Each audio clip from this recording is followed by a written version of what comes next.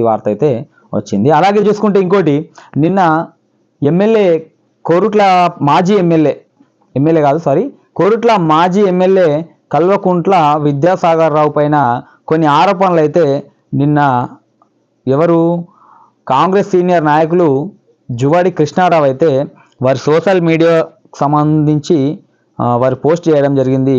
ఇక్కడ ఎఫ్బీలో పోస్ట్ చేశారు. ఏందనంటే మ్యాటర్ కూడా ఒక్కసారి దానికి సంబంధించి కూడా మ్యాటర్ మీకు చదివించి చెప్తాను.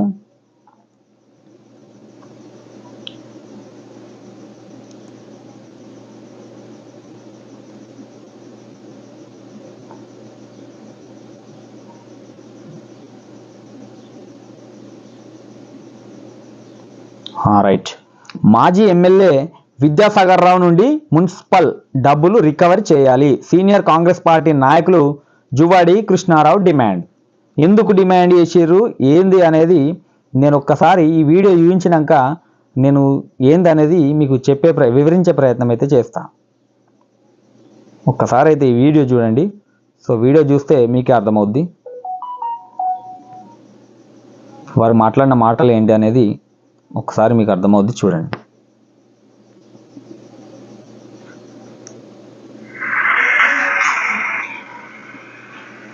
ఈరోజు కోరుట్ల మెట్పల్లి మున్సిపల్ కమిషనర్లకు అదేవిధంగా మన జిల్లా కలెక్టర్ గారికి విజ్ఞప్తి చేయడం జరుగుతుంది. ముఖ్యంగా ఇక్కడ మున్సిపల్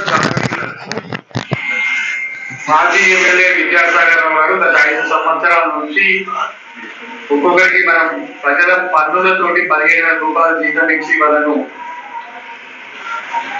ఏదైతే మున్సిపల్లో పారిశుద్ధ కార్మికులుగా పెట్టుకుంటే వాళ్ళను ఇంట్లో పని చేసడానికి, ఇట్లా వంట సామానికి, వంట మనిషికి, ఊళ్ళో ఉండడానికి, చూపించడానికి, ఇవి ఇంట్లో పని చేయడానికి పెట్టుకోవడం జరిగింది. అదేవిధంగా కోరుట్లలో కూడా అక్కడ కూడా కార్మికులను పెట్టుకోవడం జరిగింది. కాబట్టి కలెక్టర్ గారు, మున్సిపల్ కమిషనర్ ఇద్దరు కూడా ఇమీడియట్లీ వాళ్ళ దగ్గర నుంచి 12 మనుషులను విత్డ్రా చేసుకొని మున్సిపల్ కు సరెండర్ చేసుకోవాలి. ఎందుకు చెప్తున్నానంటే ఇది ప్రజలు కట్టే పన్నులతోటి ఇవాళ మున్సిపల్ కార్మికులకు జీతాలు ఇస్తుంది. ఇవాళ కానీ ఒకనొక పరిస్థితులలో మన జీతాలు ఇవ్వలేని పరిస్థితుల్లో కూడా ఉన్నది మున్సిపల్ కమిషనర్ గారు చెప్పడం జరిగింది. ఇప్పటికైనా కమిషనర్లు ఇద్దరు కూడా, కోరుట్ల మెట్పల్లి కమిషనర్లు ఇద్దరు కూడా ఇమీడియట్లీ చర్యలు తీసుకోవాలి.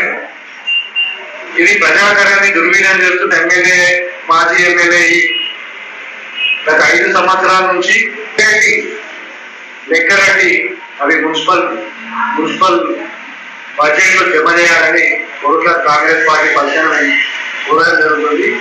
లేని పక్షంలో మేము కూడా దీన్ని ఏ విధంగా వసూలు చేయాలని మేము పై అధికారులకు చెప్తూ, అదేవిధంగా మన ముఖ్యమంత్రి రేవంత్ రెడ్డి గారు కూడా మేము ఒక విజ్ఞప్తి చేయడం జరుగుతుంది. కాబట్టి ఇప్పటికైనా అధికారులు మీరు నిజాయితీగా పనిచేయండి. నిజాయితీగా పనిచేసి ఇలాంటి అక్రమాలు జరగకుండా చూడాల్సిన బాధ్యత ఇలా మున్సిపల్ కమిషనర్లకు అయిందని తెలియజేస్తుంది. రైట్. సో ఇక్కడ కృష్ణారావు గారు ఒక ఆరోపణలు అయితే చేసిరు. ఆరోపణకు సంబంధించి కూడా మనం మాట్లాడుకునే ప్రయత్నం చేద్దాం. సరే, వాస్తవాలు ఏంటి, ఆరోపణలు ఏంటి అనే విషయానికి వస్తే, మాజీ ఎమ్మెల్యే విద్యాసాగర్ రావు నుండి మున్సిపల్ డబ్బులు రికవరీ చేయాలి. సో ఎందుకు చేయాలనేది విషయం కూడా ఇక్కడ ఇవ్వడం జరిగింది. సీనియర్ కాంగ్రెస్ పార్టీ నాయకులు జువాడి కృష్ణారావు డిమాండ్. కోరుట్ల మాజీ ఎమ్మెల్యే కల్వకుంట్ల విద్యాసాగర్ రావు అక్రమంగా మున్సిపల్ సిబ్బందిని గత 10 సంవత్సరాలుగా తన సొంత అవసరాల కోసం ఉపయోగించుకుంటూ ఇళ్లలో వ్యక్తిగత పనులు చేయించుకుంటున్నాడని, ప్రభుత్వ ఖజానా నుండి జీతాలు చెల్లిస్తున్నారని సీనియర్ కాంగ్రెస్ పార్టీ నాయకులు జువాడి కృష్ణారావు ఆరోపించారు.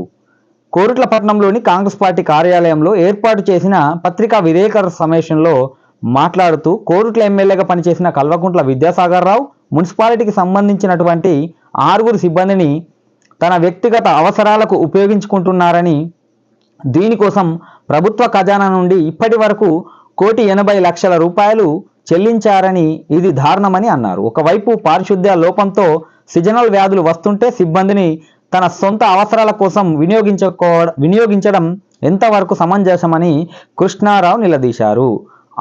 6 సిబ్బందికి నెలకు 15,000 చొప్పున 1,08,00,000 రూపాయలు అవుతుంది అని చెప్పేసి వారు చెప్పడం జరిగింది.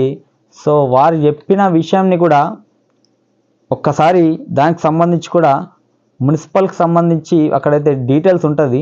సో వీరి దగ్గర పని చేసిన వాళ్ళు ఎవరు ఏం కథ అనేది వారు కూడా ఎంతకైనా వాళ్ళు ఎవరు పనిచేసారు వారి పేర్లతో సహా కూడా చెప్తే బాగుంటుండే. ఎందుకనంటే ఆరోపణలు అయితే చేసారు. సో వారికి సంబంధించి వాళ్ళ దగ్గర ఎవరెవరు పనిచేసారు వాళ్ళ పేర్లు అలాగే చూసుకుంటే వాళ్ళకు పే స్లిప్ కానీ ఇది ఉంటుంది కదా ఏదన్నా ఒకటి అది కూడా ఇస్తే బాగుంటుందని చెప్పేసి మా యొక్క అంటే ప్రజల యొక్క అభిప్రాయం. ఏంది అని అంటే ఆరోపించారు, ఓకే పనిచేస్తుర్రు అంటే ఎమ్మెల్యే ఇంటికాడ పనిచేస్తుర్రు అని ఆరోపించారు. సో ఆరోపణ కూడా ఎంతవరకు వాస్తవం అనేది తెలియాలి. కాబట్టి తెలియాలంటే వారి యొక్క పే స్లిప్లు ఎంతకైనా చూపిస్తే వారి పేర్లు అలాగే పే స్లిప్స్ కూడా చెప్తే బాగుంటుంది. లేదంటే వారి యొక్క ఆరోపణకు అర్థం ఉండదని చెప్పేసి మేము అనుకుంటా ఉన్నాం. అలాగే ప్రజలు కూడా అదే అనుకుంటారు. ఏంటంటే ఆరోపణ చేసిర్రు, ఓకే ఆరోపణలు ఎంతవరకు వాస్తవం అనేది కూడా చెప్పాల్సిన అవసరం ఉన్నది కృష్ణారావు గారు. సో ఆ యొక్క ఆరోపణలు కూడా మీరు త్వరలోనే చెప్తే బాగుంటుందని చెప్పేసి మా యొక్క విజ్ఞప్తి. రైట్. అలాగే చూసుకుంటే ఫామ్ హౌస్లో